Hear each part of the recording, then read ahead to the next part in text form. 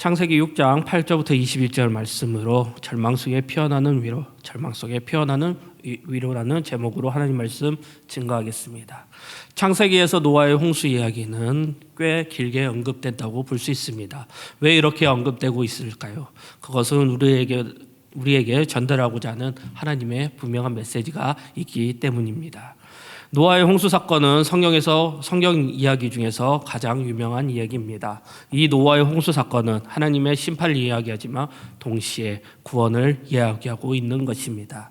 구원과 심판은 분리되어 있는 것이 아니라는 이야기입니다. 구원이 있기 때문에 심판이 있다는 것입니다. 하나님은 심판 자체보다 구원에 관심이 있으십니다. 하나님의 심판에는 구원으로 이끄시는 분의 목적이 있기 때문입니다. 노아 홍수 사건을 통해 분명한 하나님의 메시지를 알 수 있다는 것입니다. 5절 말씀입니다. 말씀 보겠습니다. 여호와께서 사람의 제약이 세상에 가득함과 그의 마음으로 생각하는 모든 계획이 항상 악할 뿐임을 보시고, 제약이 세상에 가득했다는 말은 하나님이 더 이상 이 세상에 대해 기대할 것이 없다는 뜻입니다. 사람의 본성 자체가 타락한 상태가 되었다는 것입니다. 그러면 세상은 온통 죄의 우물로 범람하고 죄에서 시작해서 죄로 끝난다는 것입니다. 우리는 죄를 지을 때 아무 일도 없는 것처럼 착각하지만 그렇지 않습니다. 성경은 반드시 죄에 대해 묻는다고 했습니다. 하나님은 죄를 그냥 간과하시지 않으십니다. 말씀은 노아의 홍수 사건을 통해 보여주고 있는 것입니다. 그러나 희망 없는 죄악의 절망 속에서 하나님께서 우리에게 위로를 보내주십니다. 히브리서 11장 7절 말씀입니다. 믿음으로 노아는 아직 보이지 않는 일에 경고하심을 받아 경외함으로 방주를 준비하여 그 집을 구원하였으니 이로 말미암아 세상을 정죄하고 믿음을 따르는 이에 의해 상속자가 되었느니라. 노아는 하나님 앞에 의인이며 완전한 사람이라고 불립니다. 노아는 믿음의 사람이고 언제나 하나님 앞에 예배하며 하나님과 동행하는 삶을 살았습니다. 노아는 믿음으로 심판의 상황에서 믿음으로 구원을 받았습니다. 제약되고 답이 없는, 그리고 희망 없는 절망의 상황 속에서 노아는 구원을 받았다는 것입니다. 우리는 이 땅을 살면서 사람의 눈을 의식하면서 살아가지만 하나님의 시선이 있음을 기억해야 합니다. 우리는 외적인 모습뿐만 아니라 우리의 마음과 생각을 아시는 하나님의 시선을 의식하며 살아야 합니다. 그리고 하나님이 보시기에 좋아하시는 모습으로 살아가야 합니다. 그런데 하나님께서는 세상을 멸망하시기로 작정하셨을 때 하나님의 눈에 보시기에 좋았던 인물이 있었습니다. 깜깜한 밤에 별과 같이 빛나는 존재였던 것이었습니다. 그가 바로 노아였습니다. 노아는 하나님의 위로가 되는 인물이었다는 것입니다. 원래 노아라고 하는 이름은 위로라는 의미가 있습니다. 노아의 아버지 라멕이 노아를 낳고 이름을 지을 때 이러한 말을 합니다. 창세기 5장 29절 말씀입니다. 여호와께서 땅을 저주하심으로 수고롭게 일하는 우리를 이 아들이 아니하니라 라고 합니다.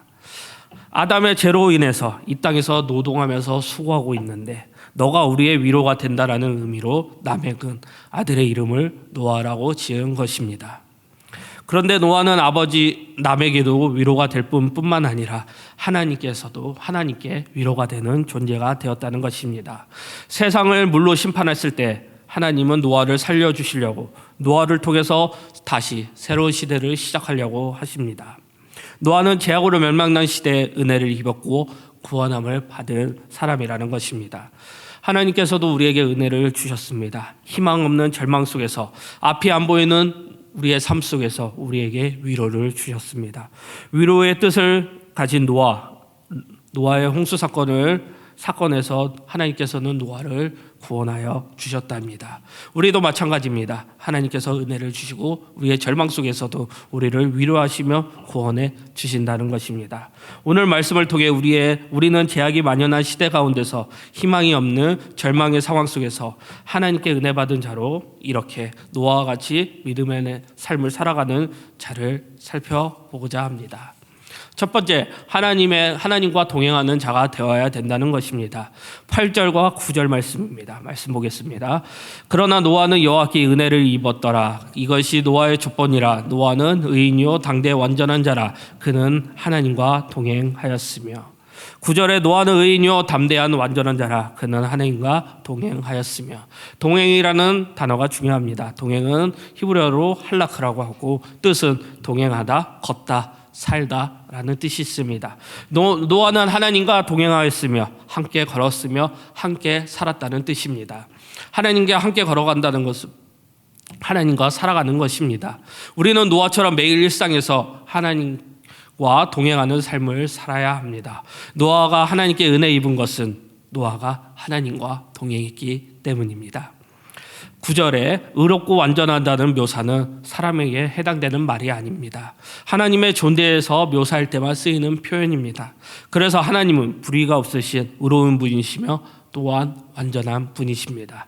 그런데 사람인 노아가 의롭고 완전한 존재로 불릴 수 있었던 것은 바로 노아가 하나님과 동행했기 때문에, 하나님의 의로움과 완전한 모습을 닮았기 때문에 이렇게 불리운 것입니다. 사람은 함께 동행하는 사람에 의해서 영향을 받습니다. 아무리 착한 사람도 악한 사람과 동행하다 보면 악해지게 됩니다. 악한 사람이라 할지라도 착한 사람과 함께 지내다 보면 착한 사람으로 바꿔지게 됩니다. 그런데 하나님과 동행하는데 변화가 없을 수 없다는 말입니다. 노아는 의롭고 완전한 사람으로 오래받을 수 있었던 것은 노아 자신의 성품에서 나온 것이 아니라 전적으로 하나님과 동행했기 때문에 나온 것입니다. 그러면 우리가 세상을 살아가면서 하나님과 동행해야 할 이유는 무엇입니까? 우리가 살고 있는 세상은 하나님께서 창조하시고 통치하시는 세상이기 때문입니다. 성경은 세상에 대해 분명히 말씀하고 있습니다. 태초에 하나님께서 천지를 창조하셨다라고 하셨습니다. 하나님은 세상의 창조주이십니다. 세상의 주인이시며 통치하는 왕이십니다. 세상을 복되게 살아가려면 창조주이시며 주관자이시며 하나님과 동행하는 삶을 살아야 된다는 것입니다. 그리고 우리가 홀로 걸으면 넘어질 어두운 세상이 있기 때문입니다. 빛이 없으면 걷기 힘든 어두운 세상에 지금 우리는 살고 있습니다. 이 땅에 빛이 필요한 어두운 세상이라는 것입니다. 세상의 빛이 되신 예수님은 반드시 동행해야 될 세상입니다. 이 세상은 예수님이 필요하다는 것입니다. 이러한 어두운 세상의 빛이 되시는 곧 하나님 예수 그리스도이십니다. 더 나아가 우리가 이 세상에서 빛을 발하는 삶을 살기 위해 하나님께서 원하고 계십니다. 그래서 이 땅 가운데 우리는 하나님과 동행해야 하는 이유가 여기에 있습니다. 하나님께서는 우리가 이 땅 가운데 빛으로 예수님의 이름으로 살길 원하기 때문입니다. 노아 당시 사람들의 현실에 대하여 11절 말씀입니다. 그 땅에 온 땅이 하나님 앞에 부패하여 포악함이 땅에 가득한지라. 제약이 세상에 관영하였고 그의 마음의 생각의 모든 계획이 항상 악할 뿐이라고 말씀하고 있습니다.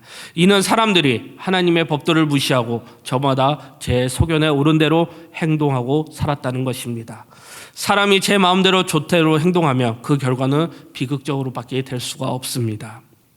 그 이유는 사람의 생각이 항상 악하기 때문입니다. 물론 사람은 항상 악한 생각만 하는 것이 아니고 선한 생각도 합니다. 그러나 그 선한 생각이 계속 선한 생각으로 남아있는 것이 아니고 결국은 악한 생각으로 기울고 만나는 것이 문제라는 것입니다. 그러나 죄악이 가득한 이 세상에, 절망밖에 없는 이 세상에 노아는 하나님과 동행하였습니다. 그것은 그가 성도로서 구별된 생활을 하였다는 것을 의미합니다. 모든 사람이 다 하나님을 떠나서 세속적인 삶을 살아갈 때 노아는 하나님과 동행했다는 것은 예사로운 일이 아닙니다. 그는 아마도 노아는 사람들에게서 많은 배척과 수모를 겪었을 것입니다. 오늘날 믿는 자들이 반성해야 할 것이 무엇입니까? 그것은 핍박을 너무 겁낸다는 것입니다. 그래서 하나님과 동행하기 어렵다는 것입니다. 믿지 않는 가족들과 동료들, 우리의 신앙생활을 이해하고 도와줄 것으로 기대하면 오산입니다. 저들은 할 수 있는 대로 우리의 트집을 잡아서 우리의 신앙생활을 방해하려고 하지 변함없는 후원자가 되는 것은 아닙니다. 성도들이 불신자들의 기분을 맞추기 위해서 신앙생활의 자유를 양보하기 시작하며 저들은 우리의 신앙을 버릴 때까지 계속해서 더 많이 양보하라고 요구할 것입니다. 그러므로 하나님과 동행하려면 핍박을 각오해야 합니다. 다른 것은 양보할지라도 신앙을 양보해서는 안 됩니다. 우리가 믿지 않는 자들의 비유를 맞추기 시작하면 하나님과 동행할 수 없습니다. 하나님과 동행하려면 하나님이 기쁘시게 하는 데 힘써야지, 사람을 기쁘게 하려고 힘쓰면 하나님을 기쁘게 할 수 없습니다. 한 번은 베드로와 요한이 복음 전한 일로 붙잡혀서 공회에 끌려갔습니다. 대제사장을 비롯한 유대교의 권위자들은 두 사도를 협박하면서 이후에는 도무지 예수님의 이름으로 말하지 말고 가르치지 말라라고 했습니다. 그러나 베드로와 요한은 대답하기를, 하나님 앞에서 너희 말을 듣는 것이 하나님 말씀을 듣는 것보다 옳은가 판단하라. 우리는 보고 들은 것을 말하지 아니할 수 없다라고 했습니다. 오늘날 많은 사람들이 미래의 불확실성 때문에 불안을 느끼고 살아갑니다. 그러나 하나님과 동행하는 성도들은 그럴 걱정을 할 필요가 없습니다. 노아는 홍수로 세상이 멸망할 것을 알면서도 전혀 두려워하지 않았기 때문입니다. 자극이 강한 세상은 우리를 한시도 가만두지 않을 것입니다. 구조적으로 악이 만연해 있는 이 시대에 정신을 바짝 차리고 살지 않으면 누구나 예외 없이 악한 길로 빠지게 될 것입니다. 인류의 마지막인 심판이 남아 있습니다. 그날의 시와 때는 누구도 모른다는 것입니다.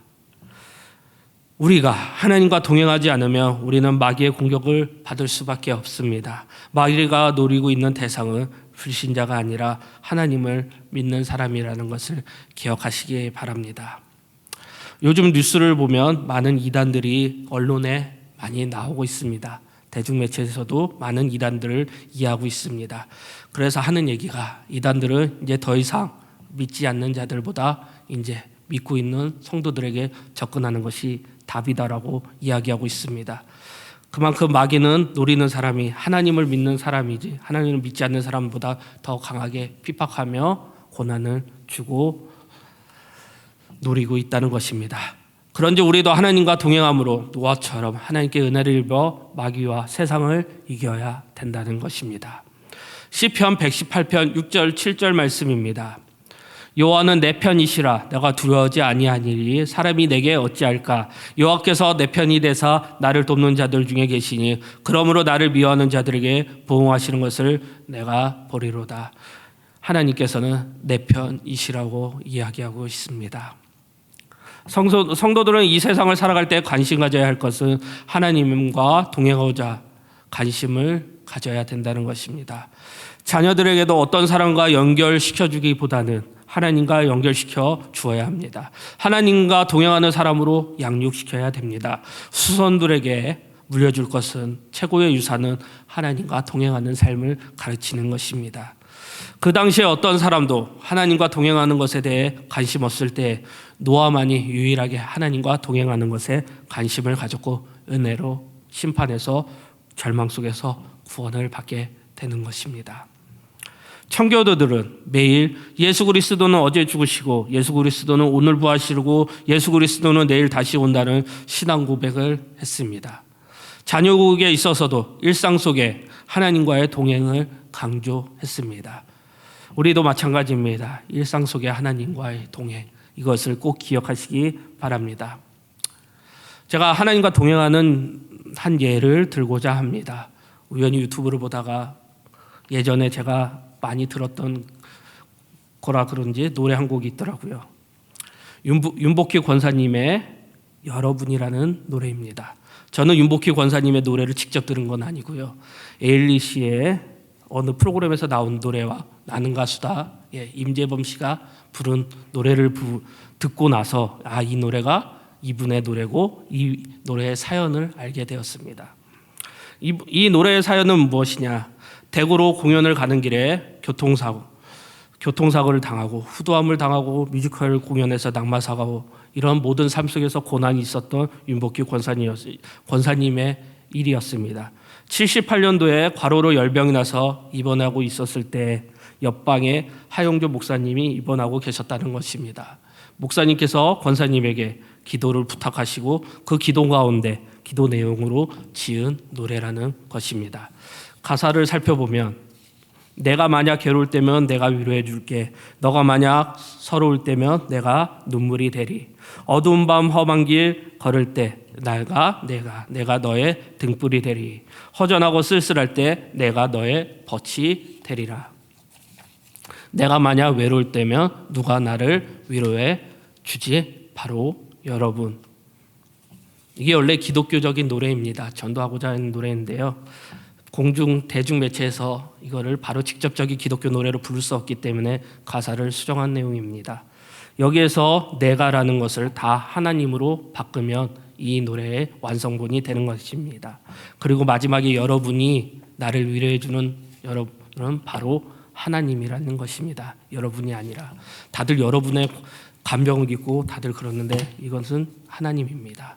윤복규 권사님의 인터뷰의 한 내용입니다. 여러분은 당신을 믿고 당신과 함께 걸어가자는 주님의 말씀입니다. 또한 저를 위로하신 주님의 목소리입니다. 너는 아버지의 시작이요 길이요 진리라고 고백합니다. 항상 함께 걸어가시는 분이 있다는 것입니다. 그분은 하나님이시라는 것입니다.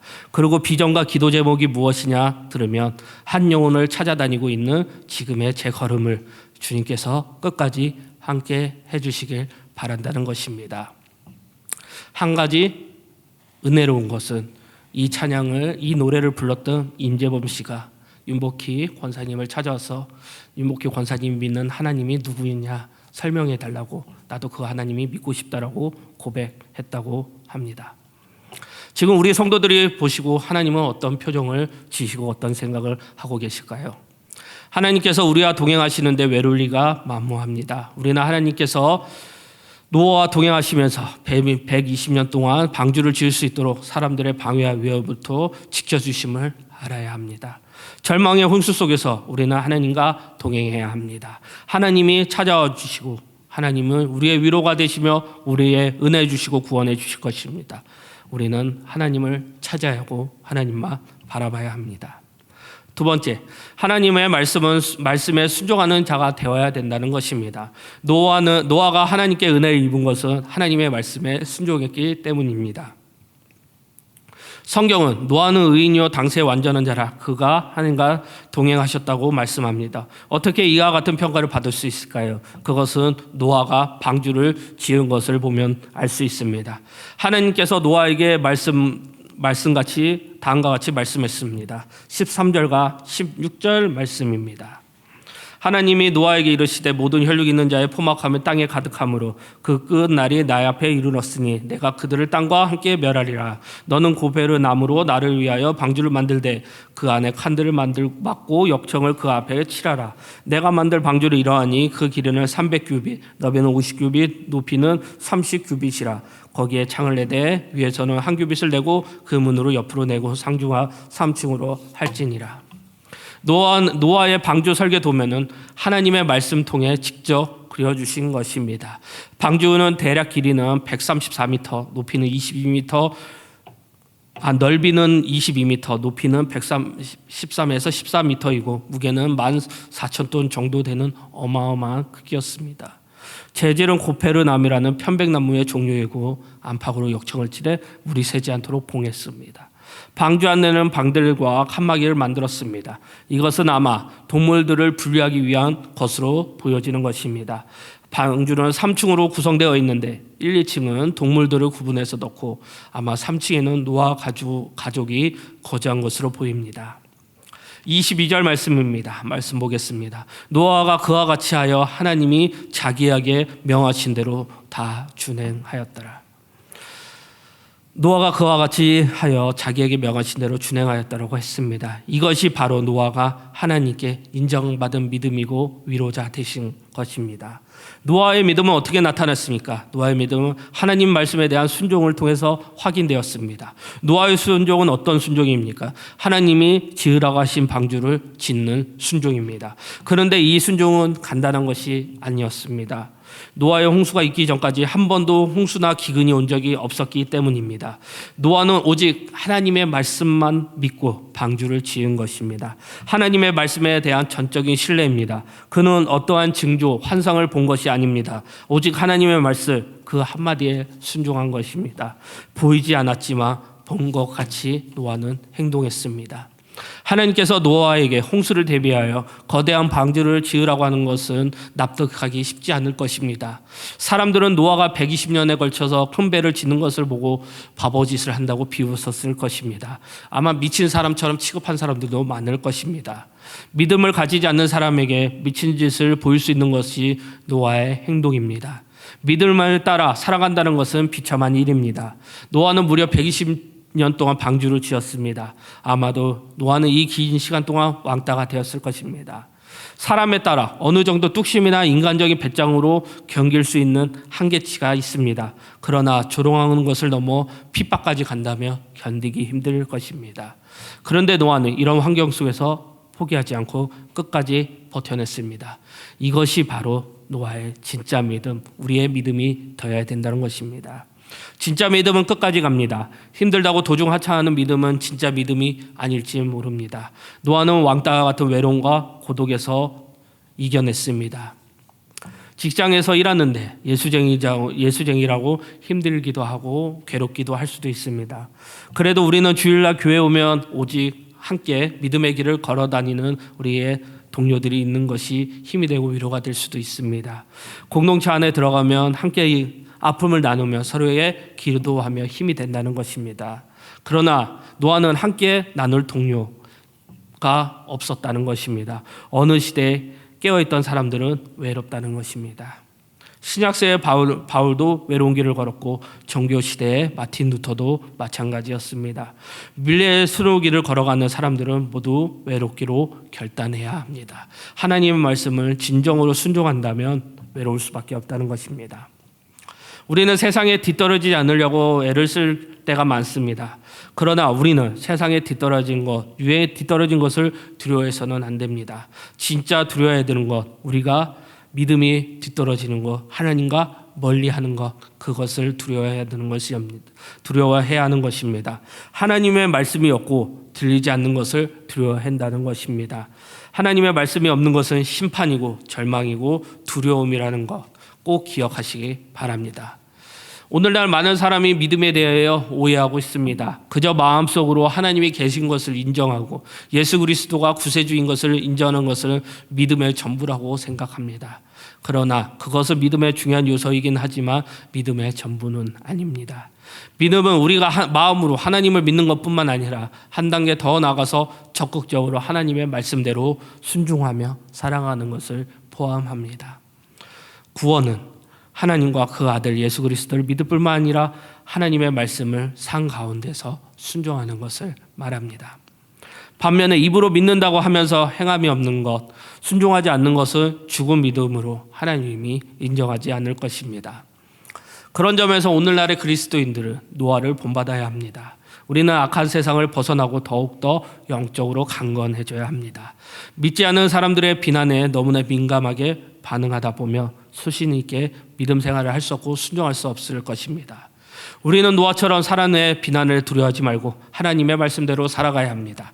우리는 노아처럼 하나님의 말씀을 순종해야 한다는 것입니다. 나의 생각으로 내 경험으로 이해가 가지 않더라도 하나님의 말씀이기 때문에 순종하시기 바랍니다. 이사야 55장 8절과 9절 말씀입니다. 이는 내 생각이 너의 생각과 다르며 내 길은 너의 길과 다름이라. 여호와의 말씀이라. 이는 하늘이 땅보다 높음같이 내 길이 너의 길보다 높으며 내 생각이 너의 생각보다 높으니라. 하나님의 생각과 우리의 생각은 다릅니다. 하나님의 생각이 우리의 생각보다 높습니다. 하나님의 말씀을 순종해서 망한 사람은 없습니다. 성경은 하나님의 말씀을 순종해서 흥한 사람들의 증언으로 가득 차 있습니다. 우리도 순종함으로 하나님께 위로를 받아야 되며 은혜를 받아야 합니다. 마태복음 24장 37절부터 39절 말씀입니다. 노아의 때와 같이 인자의 임함도 그러하니라. 홍수 전에 노아가 방주에 들어간 날까지 사람들이 먹고 마시고 장가들고 시집가고 있으면서 홍수가 나서 그들을 다 멸하기까지 깨닫지 못하였으니 인자의 임함도 이와 같으니라. 예수님께서도 노아의 홍수를 말씀하고 있습니다.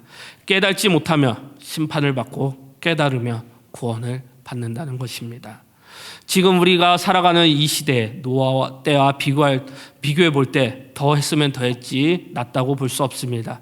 이는 그만큼 예수님이 오실 때 다시 오실 때가 가깝다는 증거입니다. 우리는 절망 속에 살아가고 있습니다. 우리는 너무나 힘든 상황 속에 있습니다. 고난과 핍박이 있습니다. 하지만 하나님의 은혜가 우리에게 임할 것이고 하나님의 큰 위로가 우리에게 임할 것입니다. 우리는 노아처럼 하나님의 사람들의 비난을 두려워하지 말고 하나님의 말씀대로 순종하시기 바랍니다. 우리는 노아처럼 하나님 말씀에 순종해야 한다는 것입니다. 말씀 마무리하겠습니다. 노아는 죄악으로 가득한 세상에서 유일하게 깨어있던 사람이었습니다. 노아는 세상보다 하나님이 더 아름답고 하나님에게서 더 아름답고 매력적인 것을 발견했습니다. 하나님의 위로가 되었던 노아였습니다. 눈에 보이는 것이 전부가 아님을 그는 알았습니다. 노아는 방주를 짓는 제작자일 뿐만 아니라 그 시대의 심판을 알리는 전도자였습니다. 방주는 하나님의 심판을 알리는 최고의 신성과 교제였을 것입니다. 사람들이 물을 때마다 노아는 하나님의 심판을 알렸고 다시 살 길을 분명히 알려줄 것이었습니다. 로마서 13장 11절부터 14절 말씀입니다. 또한 너희가 이 시기를 알거니와 자다가 깰 때가 벌써 되었으니 이는 이제 우리의 구원이 처음 믿을 때보다 가까웠음이라. 밤이 깊고 낮이 가까웠으니 그러므로 우리가 어두운 일을 벗고 빛의 갑옷을 입자.